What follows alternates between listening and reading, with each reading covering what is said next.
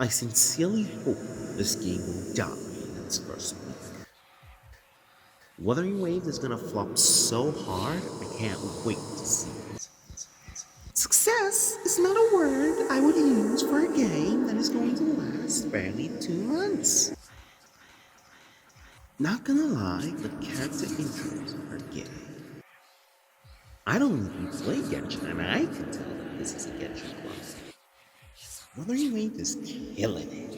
Yeah, all the Wuthering Waves videos from none of the mainstream content creators are even getting up to 3-digit views. Tower Fantasy Cyberpunk World looks better than whatever the hell Wuthering Waves has. To be honest, this game is just bad.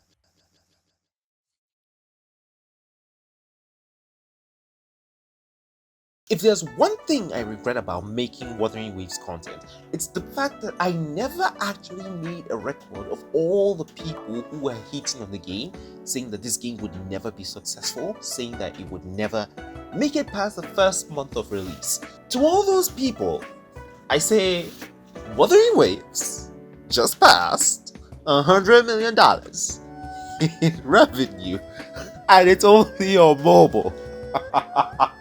I am looking forward to see what your faces look like in 6 months from now.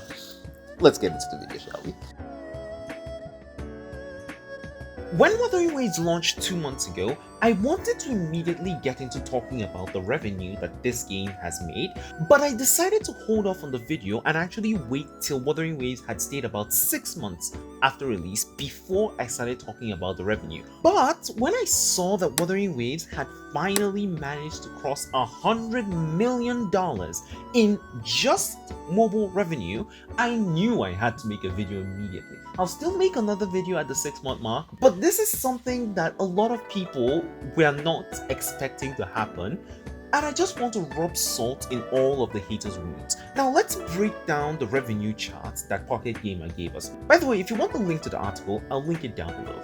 Now, because a large majority of the people who are hating on the game are from the global side of the market, we're going to talk about the global side first. Now, according to the Pocket Gamer article, we know that 17% of the revenue that makes up this $100 million comes from the US, and 23% of that revenue comes from Japan.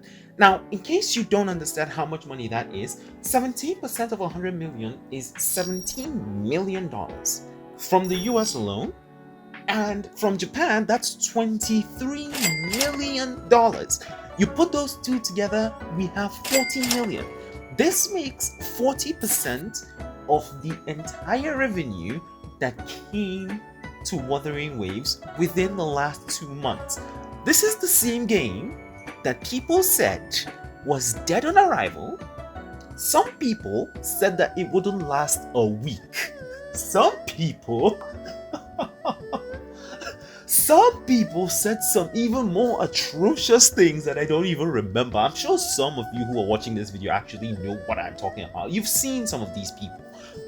And mind you, all of this revenue comes with Wuthering Waves' very, very rough launch. Like, I don't even deny the fact that Wuthering Waves had a rough launch, but despite all of that, Wuthering Waves is still making waves.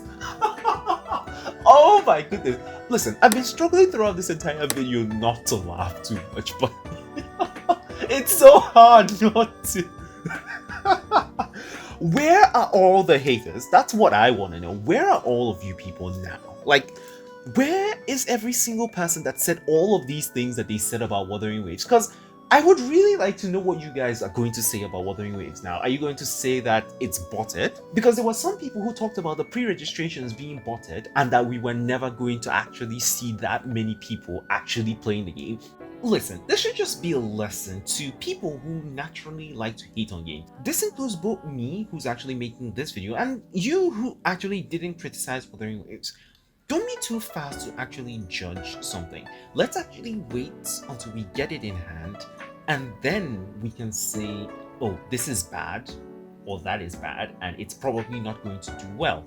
If you start to make all of these claims before the game actually launches, like as though you're some god that actually knows everything, you're most probably going to end up in a situation like this where content creators and other people will be making a mockery out of you because of your impatience. Now, I do recognize the fact that, like I mentioned before, Wuthering Waves had a rough launch.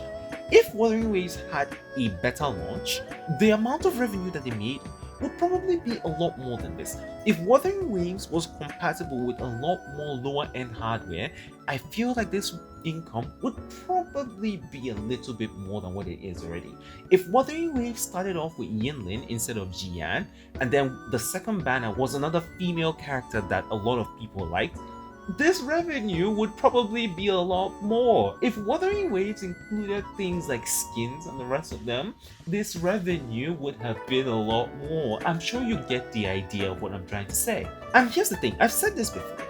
A lot of other companies who are planning on making games to rival Genshin Impact are watching Wuthering Waves. First of all, Wuthering Waves didn't launch during a global pandemic when everyone was at home, and because of this, the amount of people who actually had a lot of free time on their hands to actually try out this game are not as much. And because of this, other companies who want to challenge Genshin Impact are watching Wuthering Waves. They're watching the way they do their marketing, they're watching the way that they handle optimization, they're watching the way they listened to their players' feedback. And if you think that that's not true, why do you think a game like NTE, which just got announced like a few days ago, is actually listening to player feedback? They're trying to work with content creators to actually make their game better, because these are things that Wuthering Waves did and it gave it success. These are things that you do and your game generally will do better on launch.